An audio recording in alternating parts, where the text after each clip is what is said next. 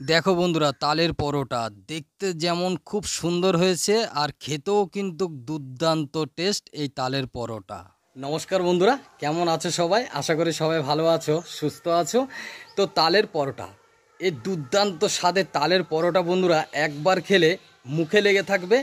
আর এই তালের পরোটা বাড়িতে তোমরা খুব সহজেই বানিয়ে নিতে পারবে। তো কিভাবে এই তালের পরোটা বানাবে তার জন্য ভিডিওটা শেষ পর্যন্ত দেখতে থাকো।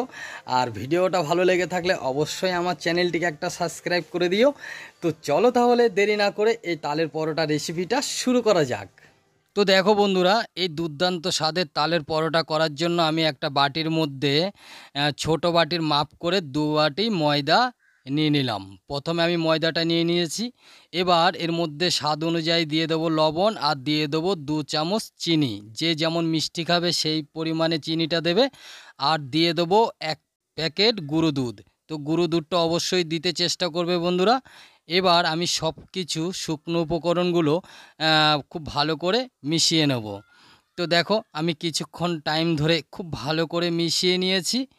এবার এর মধ্যে আমি দিয়ে দেব 2 চামচ তেল। তো তেলটা অবশ্যই দিতে চেষ্টা করবে, আর এখানে সাদা তেলটা দিলেই চলবে। এবার আমি হাত দিয়ে খুব ভালো করে এই ময়দার সঙ্গে তেলটা খুব ভালো করে মেখে নেব। তো দেখো, কিছুক্ষণ মেখে নেওয়ার পরে যখনই হাতে এভাবে মুঠ করে ধরবে তখনই বুঝতে পারবে মাখাটা ঠিকঠাকভাবেই তৈরি হয়ে গেছে। তো এবার আমি এই ময়দার মধ্যে মাখাটার মধ্যে দিয়ে দেবো তালের শাঁস।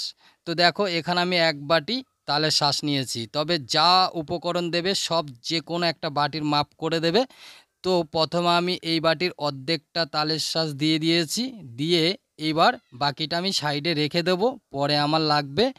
এবার আমি এই তালের শাঁসের সঙ্গে শুকনো উপকরণগুলো খুব ভালো করে মেখে নেব। তো একটু ভালো করে মেখে নেবে বন্ধুরা। তো দেখো, আমার আরও কিছুটা তালের শাঁস লাগবে। তো বাদবাকি যেটুকু তালের শাঁস ছিল ওটা আমি দিয়ে দিলাম।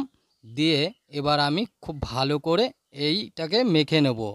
তো সব কিছুর সঙ্গে খুব ভালো করে মেখে নিলাম। আর দেখতেই পাচ্ছ, তো আমরা বাড়িতে যেমন রুটি বা লুচি তৈরি করি ঠিক সেরকমই মাখাটা তৈরি করতে হবে। একবারেই নরম নয় আর একবারেই বেশি শক্ত নয়। তো এবার আমি 20 মিনিটের জন্য রেস্টে রেখে দিলাম। 20 মিনিট পরে ফিরে এসেছি। দেখো বন্ধুরা, আর মাখাটা দেখো খুব সুন্দরভাবে হয়ে গেছে। তবে অবশ্যই 20 মিনিট বা 10 মিনিট রেস্টে রেখে দেবে সময় থাকলে হাতে। তো দেখো, মাখাটা একবারেই বেশি শক্ত নয় আর একবারেই বেশি নরম করিনি। আর মাখাটা ঠিক আমরা রুটি যেমন করি ঠিক সেরকমই করে নেবে। এইবার আমি এই ময়দার থেকে এইভাবে গোল গোল শেপ করে নিয়ে নেব। তো দেখো, মাখাটার থেকে গোল গোল শেপ করে নিয়ে নিচ্ছি। ঠিক আমরা রুটি যেমন করি ঠিক সেইভাবেই করে নেবে। এবার হাতে তালুতে রেখে এইভাবে গোল গোল শেপ করে আমি আলাদাভাবে তুলে নেব, তাতে বেলতে আমার খুব সুবিধা হবে। তো দেখো, প্রত্যেকটা লেচি আমি খুব সুন্দরভাবে গোল গোল করে নিয়েছি। এবার বেলে নেওয়ার পালা। তো বেলে নেওয়ার জন্য দেখো, আমি সামান্য ময়দা দিয়ে দিলাম। দিয়ে এবার আমি একটা লেচি নিয়ে নেব। নিয়ে এবার এপিট ওপিট করে আমি ময়দা লাগিয়ে নেব। তো আমরা রুটি যেমন বাড়িতে তৈরি করি ঠিক সেরকমই বেলে নেবে। আর এটা একবারেই বেশি মোটা করা যাবে না আর একবারেই বেশি পাতলা করা যাবে না, মিডিয়াম রাখতে হবে। এবার আমি বেলুনি দিয়ে খুব সুন্দরভাবে এটাকে আমরা যেভাবে রুটি বেলি বা লুচি করি ঠিক সেরকমভাবে এটাকে আমি বেলে নেব। তো এবার এপিট ওপিট করে আবার ময়দা লাগিয়ে দিলাম। দিয়ে আবার আমি বেলুনি দিয়ে দেখো ঘুরিয়ে ঘুরিয়ে খুব সুন্দর একটা গোল শেপে এটাকে আমি বেলে নিলাম। আর দেখতে পাচ্ছ, তোমাদের দেখাচ্ছি, দেখো একবারেই বেশি মোটা নয় আর একবারেই বেশি পাতলা নয়, তবে চারদিকটা একই মাপের রাখবে। এবার দেখো, আমি এই ওপরে দিয়ে দিলাম সামান্য তেল। তো এখানে সাদা তেল অবশ্যই দিয়ে দেবে বন্ধুরা, আর ঘি দিলে তো কোনো কথাই নেই, ঘিও দিয়ে দিতে পারো। এবার আমি দিয়ে দেবো সামান্য ময়দা, এইভাবে ওপরটাই ছড়িয়ে দেবে। দেখতেই পাচ্ছ, তো খুব সুন্দরভাবে ছড়িয়ে দিয়েছি। তো যেহেতু আমি পরোটা করছি, তো চৌকোনা পরোটা করব, তার জন্য দেখো আমি সাইড থেকে ধরে এইভাবে একটা ভাঁজ দিয়ে দিলাম। তো চারকোনা ভাঁজটা কি করে করবে সেটাই বন্ধুরা দেখো ঠিকঠাকভাবে, তাহলে খুব সহজেই করতে পারবে। আবার আরেক সাইড থেকে এইভাবে তার উপরে চাপিয়ে দিলাম। দেখো, এবার আমি উপরের সাইড থেকে ধরে আবার ঠিক মাঝ বরাবর এইভাবে চাপিয়ে দিলাম এক সাইড ধরে, দেখতে পাচ্ছ। তো দেখো বন্ধুরা, আর এইবার নিচের দিক থেকে একবারেই ওপরের দিকটা আমি চাপিয়ে দেবো। তো দেখো একবারে চৌকোনা শেপ হয়ে গেছে। আর দেখো কত সুন্দর হয়েছে, দুর্দান্ত হয় বন্ধুরা এই তালের পরোটা খেতে। আর দেখো এবার আমি হাত দিয়ে একটু চেপে এবার ময়দা দিয়ে দিলাম, দিয়ে এর এপিট ওপিট করে আমি ময়দাটা আবার খুব ভালো করে লাগিয়ে দিলাম। দিয়ে এবার আমি বেলুনি দিয়ে আবার খুব ভালো করে এটাকে বেলে নেব। যেহেতু এই পরোটাটা আমি চৌকোনা করব, তাই একবারেই চৌকোনাটা ঠিকঠাকভাবেই করে নেবে। তো দেখো একবারে কত সুন্দর হয়েছে বন্ধুরা, দেখতেই পাচ্ছ। তো ঘুরিয়ে এপিট ওপিট করে আমি খুব সুন্দরভাবে বেলে নিলাম। আর দেখো দুর্দান্ত হয় বন্ধুরা এই পরোটা খেতে। তো দেখো একটা পরোটা আমি তৈরি করে নিলাম, আর তোমাদের দেখাচ্ছি। দেখো একবারেই বেশি পাতলা নয়, আর একটু মোটার দিকেই রাখবে। তো এইভাবে আমি প্রত্যেকটা পরোটা বেলে নেব। তো দেখো বন্ধুরা আমি প্রত্যেকটা পরোটা বেলে নিয়েছি, আর দেখো কত সুন্দর হয়েছে, একবারে চৌকোনা হয়েছে। আর একবারেই পাতলা করবে না, একটু মোটার দিকেই রাখবে। তো এইভাবে আমি প্রত্যেকটা পরোটা রেডি করে নিয়েছি, এখন ভেজে নেব। তো ভেজে নেওয়ার জন্য এখানে দেখো আমি ফ্রাইং প্যান নিয়ে নিয়েছি।